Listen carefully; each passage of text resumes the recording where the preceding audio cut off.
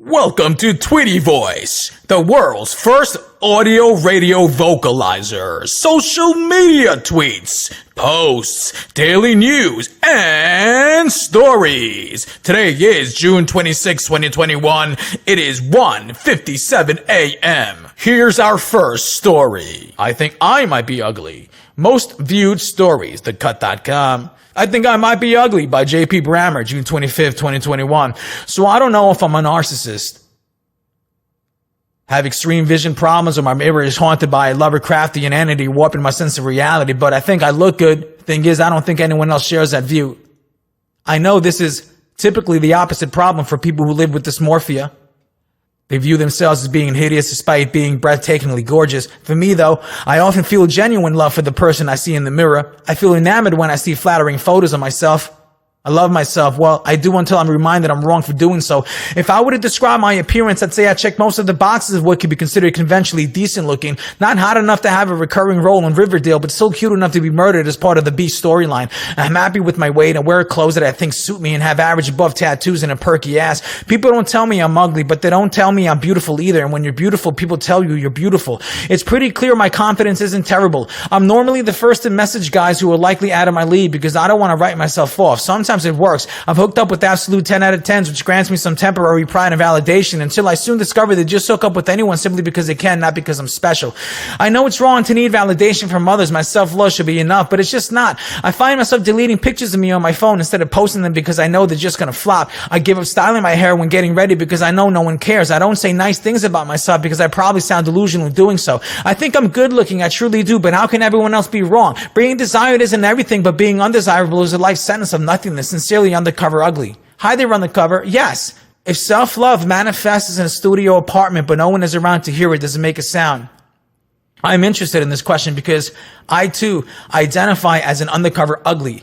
I don't really have the self-esteem you mentioned, but I do have a nagging notion that the narrative arc of my life is frequently interrupted by a certain inadequacy, one that I can't quite name, but often feels a whole lot like not cute enough. And so, Undercover, if anything I say here sounds like tough love, just know I'm also directing it at myself. Don't you feel better already knowing that we're in this together?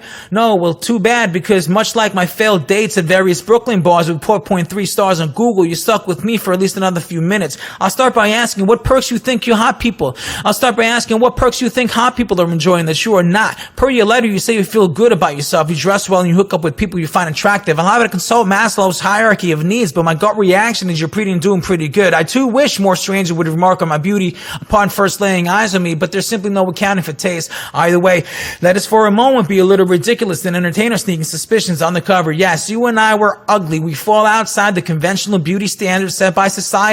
People do not stop us on the street and ask us if we'd like to guest star as hot person in a sketch comedy web series. The guys we find attractive tend to pass us over because we simply fail to meet the criteria. Now, is any of that true? I don't know, nor do I think it's a particularly useful question. Here's a better one. If any of that were true, would we card-carrying members of the Uglies Only Club not deserve to feel good about ourselves? Would we not deserve love, romance, sexuality, the simple pleasure of wearing a nice outfit? Do you look at random people on the street and think that person has no business being so confident? Look at you, Undercover. Living in a cage, you yourself are decorated. Your leagues and your checkboxes and your ratings 1 through 10. And for what? For whom? How does this serve you and anyone else? What are you doing if not failing your own imagination? Even if a good chunk of people were to tell you right to your face that you are not attractive, well, would you think? Well, how'd you feel? And what about your dolly given a right to define things for yourself, to have your own criteria from what makes something beautiful or worthy or precious? Isn't that more compelling than just being born into praise from a sick culture that changes its mind every few minutes? I'm not in the business of sugarcoating anything. I can't lie. It doesn't feel like gravitating that great navigating a world that is made exclusively into a science. You can and will be excluded for any number of things in this life. Colorism, your size, the way you express yourself, the list goes on and on and on. A select few people will be deemed worthy and will be celebrated in ways you will not. You yourself will likely reap benefits from the whole process while others are punished. There is nothing fair about it. There are brutal things about this life. Sadly, until I collect a few remaining forbidden artifacts, I don't have the power to fix that for you right now.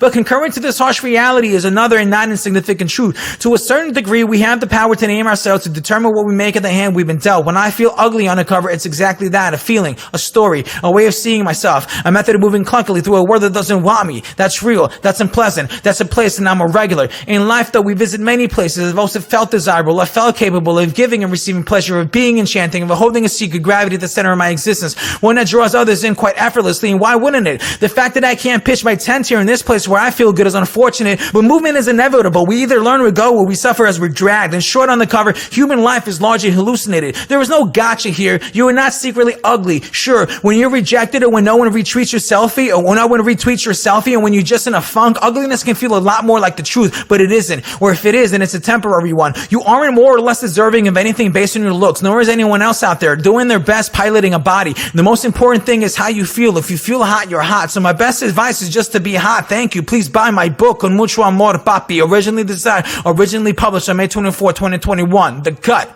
Hola, Papi. I think I might be ugly. Written by J.P. Brammer.